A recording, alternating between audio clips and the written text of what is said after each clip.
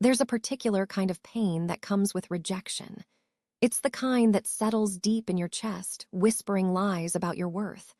Maybe you felt it recently, in a relationship that ended, a job you didn't get, a friendship that faded away. Or perhaps it's an old wound, something from childhood or a painful season that still echoes in quiet moments. When rejection touches our lives, it has a way of rewriting our story. Suddenly, we're not just someone who experienced rejection, we become someone who is rejected. The pain becomes our identity, and we carry it like a heavy cloak that defines how we see ourselves and how we believe others see us too. But there's something beautiful I want you to hear today, something that speaks directly to this tender place in your heart. Listen to these words from Isaiah, chapter 54. For thy Maker is thine husband, the Lord of hosts is his name, and thy Redeemer the Holy One of Israel, the God of the whole earth shall he be called. For the Lord hath called thee as a woman forsaken and grieved in spirit, and a wife of youth, when thou wast refused, saith thy God. For a small moment have I forsaken thee, but with great mercies will I gather thee. Did you hear that tender acknowledgement? God doesn't pretend your pain isn't real. He doesn't brush aside the hurt of being refused, forsaken, or grieved in spirit. He sees it. He names it. He knows exactly what it feels like to have your heart broken by rejection.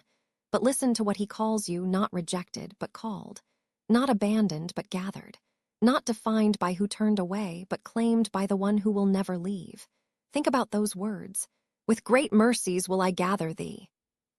Picture gentle hands reaching out, not to judge or lecture, but to gather you close.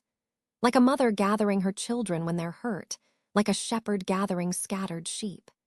This gathering isn't conditional on your performance or your ability to heal quickly. It's rooted in mercy, great mercy. When rejection has been shaping your story, it's easy to believe that you're somehow flawed, unworthy, or destined to always be on the outside looking in. You start to build walls to protect yourself, or maybe you find yourself desperately trying to earn acceptance from anyone who will give it. But God's love doesn't work that way. His acceptance isn't based on human approval or earthly relationships that sometimes fail us.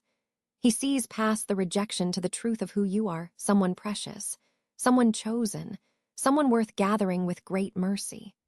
The pain you've carried doesn't disqualify you from love. It qualifies you for comfort. Your story of rejection can become a story of divine acceptance, not because the hurt disappears overnight, but because you're being invited into a different kind of relationship. One where you're never refused, never truly forsaken, always welcomed home. Friend, whatever rejection has marked your story, you are not defined by who couldn't see your worth. You are defined by the one who calls you his own, who gathers you with great mercy, who sees every hurt and meets it with unfailing love. If these words have brought even a moment of peace to your heart, would you subscribe for daily scripture comfort and promises of peace?